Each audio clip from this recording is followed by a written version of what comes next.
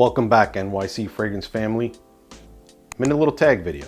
My friend Solano from Never Duplicated Frags tagged me to show my first 10 fragrances. I happen to have bottles that represent them. They're not the original formulations. It's only for representation purposes. This is not going to be a video where I'm suggesting any of these fragrances. It's more for fun. I mean, I enjoyed them when I wore them, but they're not ones that I regularly wear nowadays anyway. So let's go with the first one. And if you watch the channel, you probably already know. The first fragrance I ever wore was PINO Silvestre EDT. This came out in 1955. It's basically a pine cone in a bottle. It looks like a pine cone and it smells piney and somewhat citrusy. It's a very masculine Italian fragrance. It's very, very Italian as far as I could say. You know, a lot of Italian Americans in the 70s, 80s, since the release of the fragrance, wore this fragrance. And I always smelled it and I was attracted to it. So it ended up being my first fragrance. The second fragrance I ended up wearing was one that my father had, and I always enjoyed the way it smelled. And I guess it's what got me into these barbershop-y fougere type fragrances. Now this is classified as a leather fragrance, and this is definitely not the original formulation. The cap doesn't even look like the original, but the fragrance is Pierre Cardin for men. Like I said, this is a powdery fragrance. They say it's a leather fragrance, but I just get like that soapy barbershop feel from it. I don't know what it is. It's just a nice, elegant, powdery, subtle fragrance. It's actually nice in the air. It's not something that I would wear today so much. Maybe I would on occasion, who knows, if I feel like I'm in the mood. But back when it came out in 1972, but back when I was wearing it back in the day, it was a pretty popular fragrance. And I remember smelling it on my father, and it's one that I enjoyed, and I ended up getting a bottle for myself. Third fragrance, also another one that my father wore, and I have to say he is probably should be a representative of the brand, because till today he still wears fragrances from this brand, and it is from Ralph Lauren, and I'm talking about the original Polo. Now, to me, this is just the king of mossy fragrances. When I think of this fragrance, I think of a nice, rich moss. Mostly that's what comes to mind, a mossy green fragrance, and hence a lot of times it's referred to as Polo green. The green bottle, Polo. Polo came out in 1978. Again, it was a staple in my rotation when I was younger.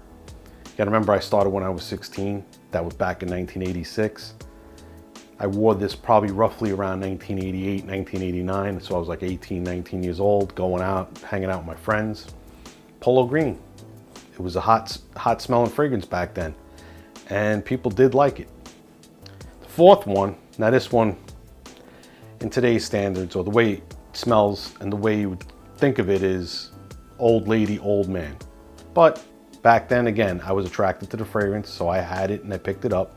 And it is Oscar de la Renta Pour Louis, or Pour Louis. If I pronounce it Pour Louis, I can't get the Italian out. Pour Louis, it's like for you. Now this one is definitely got a little spray problem there. You know, it has like this real it has like a dry animalic touch, you know, kind of like those real old school fragrances. Not powdery, but more musky. That's what I get from that type of a fragrance. Floral musk. My fifth one, probably the Hall of Fame fragrance of all time. I mean, we could talk about Creed Aventus as being a Hall of Fame fragrance, but I think this is the fragrance that I think everybody that's had fragrances had to have owned at one time or another. And it came out in 1982, and it is DRAKKAR Noir. Now, this is a recent pickup. It's a small bottle. I just wanted to have it back in the collection. But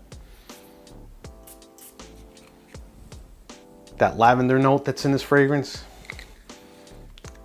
you know, even to today, man, I think this is a timeless fragrance. I think this fragrance can still be rocked. And I don't think anybody would complain if you were wearing it. It does, you know, there is a dated type vibe to it, but it's still a really good fragrance. And I like the scent profile. The sixth one, which came out the year I started wearing fragrances, but I didn't pick it up when it first came out. I picked it up about 4 years later. Calvin Klein Obsession. This one is when I finally got into more ambery, more sweet type of fragrances.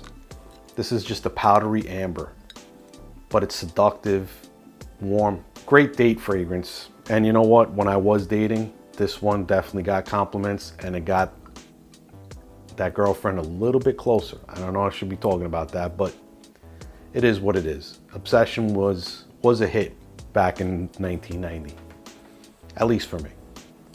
Came out in 86, but it was a hit. So now we take it up to right after I had that obsession with Obsession. And I wanted something a little more fresh, a little more aquatic. Fragrance that came out in 1988. Probably another Hall of Fame fragrance. The fragrance I'm talking about is Davidoff Cool Water. Now I know Solano, who tagged me in this video, can appreciate this fragrance. He's a lover of cool water, and why not? It just is one of those fragrances that, again, at some time or another you should have had a bottle. If you've been around as long as me anyway. Do I say you have to have one now?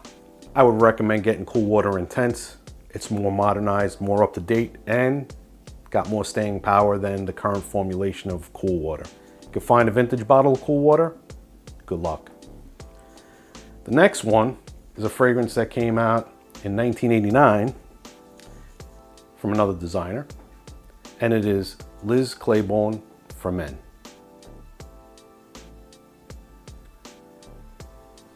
This is just a somewhat herbaceous, somewhat soapy, clean fragrance. A good daily workhorse, good work fragrance, good everyday fragrance, fresh out of the shower fragrance. That's kind of what it was. I think that's what attracted me to it. It smelled different than stuff I had owned in the past. It wasn't so deep and rich and intense. It was kind of light, easy. I started to get to, you know, I'm gonna wear a fragrance that isn't so loud. And that's what I ended up picking up this.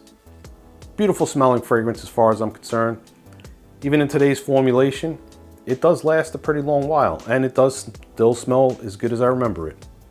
So Liz Claiborne for Men. Now the next one was and is my first love. The fragrance, not my first love, my biggest love. If you know the channel and you know me, it's Chanel Egoiste Platinum. This fragrance became my signature scent pretty much from the day I got it. Now for some reason, it was hard to find different times or whatever, and I had to look for a substitute. Or I was looking for substitutes. The first substitute I got for it is actually my last fragrance in this video. And that is the original 1992 version of Joseph ABBOUD. This one's got this, it's, you know, people refer to it as a cedar bomb, but it has this real like caramelized orange note to it that just lasts and lasts. If you want to talk about a citrus note that does not disappear in the wearing of the fragrance, this fragrance has it. This was love at first sniff. And I like the little smoky essence to it as well. It's one of those fragrances that just smells good on me. And people always complimented me when I wore it and always told me I smelled good when I was wearing it. To me, and I was able to find this bottle, and I think I got 2 more backups recently because they're still out there. Now, the top notes are a little weathered down. There's a little weird smell to it at first when you first spray it, but after about 20 minutes that I wear this, You see I've already put a pretty good dent in that. This bottle here, it goes right to smelling like I remember it, and it's great. I think it's great. And I'm finding these bottles for like 30 or 40 bucks, which is a great deal. I mean, if you want a vintage fragrance or an older fragrance that'll still smell good and you could pass it off no problem, almost like a Dior Fahrenheit-ish. It's almost like combining Dior Fahrenheit with some burnt citrus. Like, I don't know. I always kind of related it to Fahrenheit, but not quite.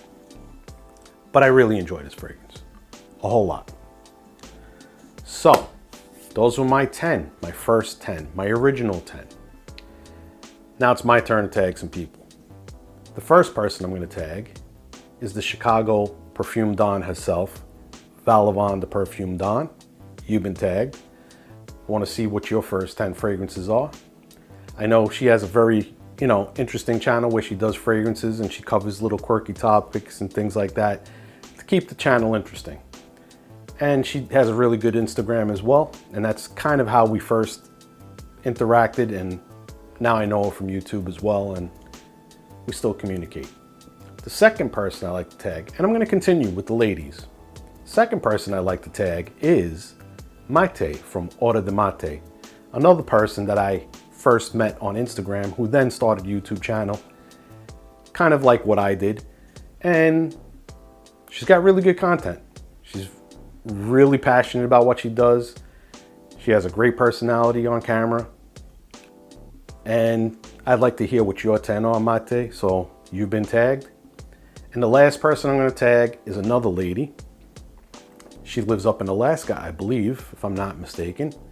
And again, we've interacted through Instagram and through YouTube, and her channel started recently.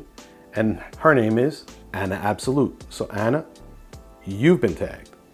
So ladies, I'm going to reach out to you. I'm going to put your links below on your channels. And I'm going to reach out to you and let you know that you've been tagged. New viewers, thank you for stopping by. New subscribers, thank you for joining the NYC Fragrances family.